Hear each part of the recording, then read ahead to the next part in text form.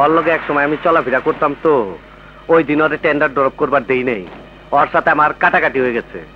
ওর এখন খায়ালাম দরকার, বেশি বাইরে গেছে, বৈঠকবাজি কইরা আর সিস্টেম কইরা দেই, পুলিশ টুলিশ আপনি দেখেন। দেখো কালাম, এখন আমি ক্ষমতায় নেই, এটাই হচ্ছে প্রবলেম। পুলিশ কি আমার কথা শুনবে? আব্বু,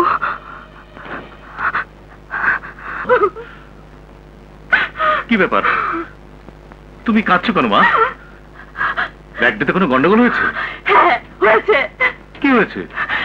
একজন বাবা হিসেবে, একজন গার্জেন হিসেবে আমার ইজ্জত সম্মান রক্ষা করার দায়িত্ব কিন্তু তোমার। তা কি হয়েছে তাই বলো। বাচ্চা সেদিন এখানে দাঁড়িয়ে আত্মহত্যা করবো, এছাড়া আমার আর কোনো উপায় নেই।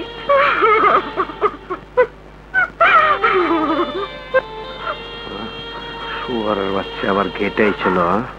আব্বু, তোমরা আনুষ্ঠানিক ভাবে মিজানের সাথে আমার আংটি বদল করেছো, তার সাথে তাড়াতাড়ি আমার বিয়ে ব্যবস্থা করো, তা না হলে ওর বাবা মার কাছে আমরা আমেরিকা চলে যেতে বাধ্য হব।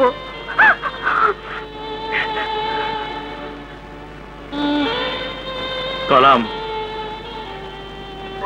এরপরেও কি তোমাকে আর কিছু বলতে হবে?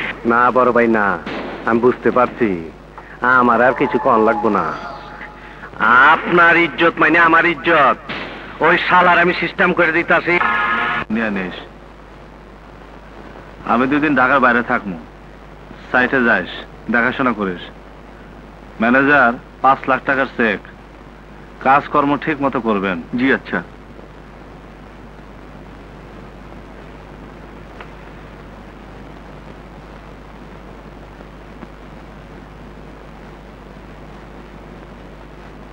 আম্মাজান, আমি রংপুর যাইতাছি। আম্মাজান, খবরের কাগজে দেখলাম একটা মায়ারে নির্যাতন করছে। লোকটা ক্ষমতাবান, পুলিশে ধরতেছে না, এটা খুব অন্যায় আম্মাজান। ওই লোকটারে মায়েরা ফেলতে যাইতেছে।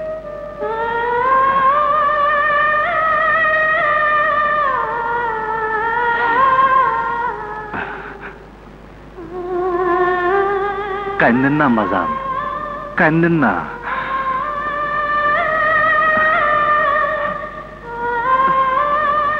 আমারে আপনি দোয়া করেন।